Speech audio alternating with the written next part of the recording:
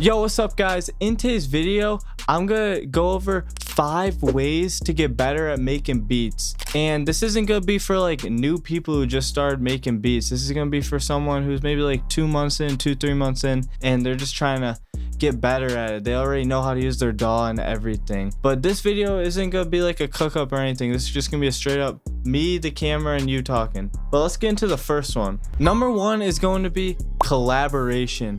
The reason I say collaboration is one of the best things for making beats and making art and making music is because the way I've gotten way better at making beats in just a year and a half, the way I've gotten a placement or 2 is from collaboration. Because once you start working with other people or even just networking with other people and just talking online, it's gonna make you substantially better because you can see how they do their workflow, how they do their networking, how they send the artists, how they make beats, their schedule, and everything. It's very important because it's always good to have a team behind you in anything in this world. Like, no one could do anything alone. So collaborating with people or just even learning sauce from other people and working on a bunch of things is definitely gonna make you a way better producer. You can see this from me firsthand. When I was 5 months into making beats, I was not that good, and I've gotten really lucky to be working with Billboard industry producers right away. But I'm gonna go over ways that you can get those connections. First things first is look for local people in your area that have buzz and try to ask them to cook up or book out some time at a studio or something.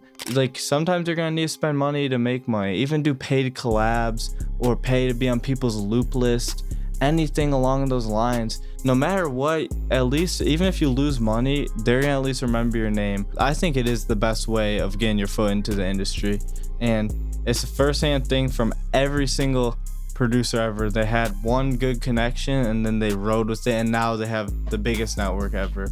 And this could go from even old producers like Dr. Dre, Kanye, even to newer producers like Metro Boom and Southside. They all had a team that they were working with. For example, 5 people with 24 hours is more than 1 person with 24 hours. We all have the same amount of time, but imagine if you have a bunch of us doing it.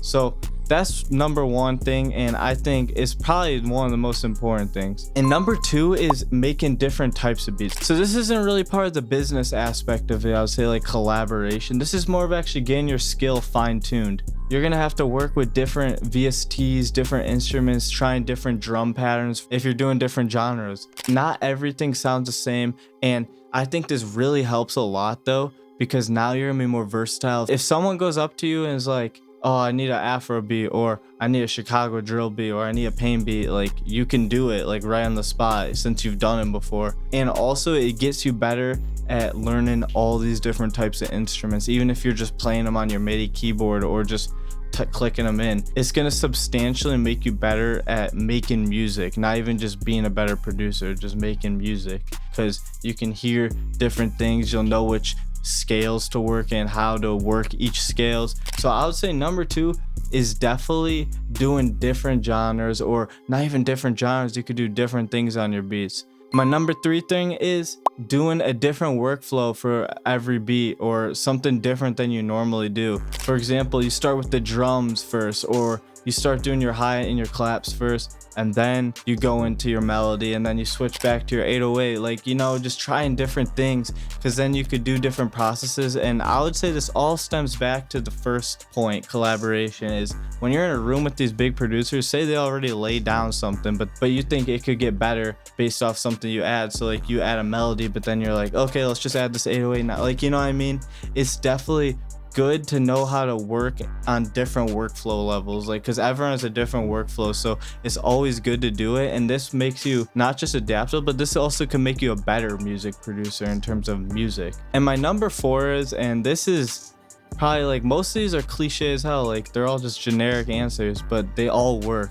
Number 4 is always learn. I remember maybe like 4 months ago, 5 months ago, I thought my beats were really good and I was getting contempt. But then someone told me, I'm gonna keep his name disclosed, but he said that when you're content, your beats aren't gonna get better and you're not gonna get better. And that's what really changed me. I was able to start making these pain melodies. I was getting way better at melodies way quicker, just because I took that into consideration. And it's always good to be confident in your beats, like, don't lose confidence, but always be like, okay, well, what could I do better on this? Or always try to learn something new that you can add to each beat every time. And it's just gonna keep getting better, and you're gonna become one of the best producers, you know, and you're gonna catch your placements or get your YouTube channel amazing. Like, it all stems from just getting better at music and then keep doing and keep grinding. And then my number 5, this is actually the worst answer ever because it's the most true answer. Consistency is the most important thing about making beats, besides the actual music part, but to actually get better is consistency. The guy who does 4 hours a day making beats compared to the guy who does 1 hour for 4 days is gonna be better, obviously, because he's putting in way more work. He's actually getting better and he's not giving it up, because when you feel like you're about to give up, you just gotta keep doing it, and then you're gonna get back into the groove.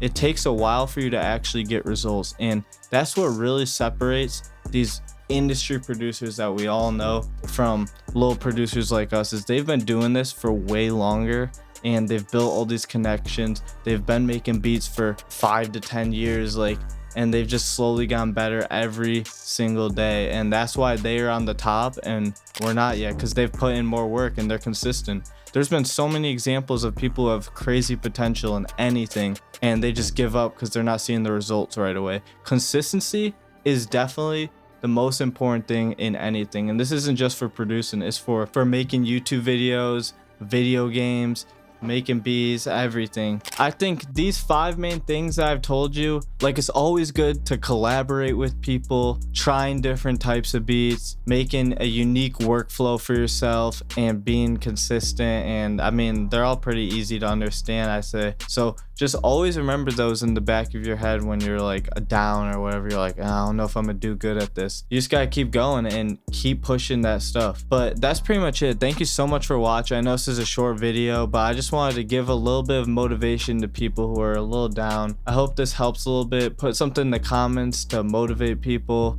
and also check on my Instagram at reifsmithbeats. We're gonna keep pushing that, and DM me if you also have any questions. But thank you so much for watching, and this is Reif. I'll see ya.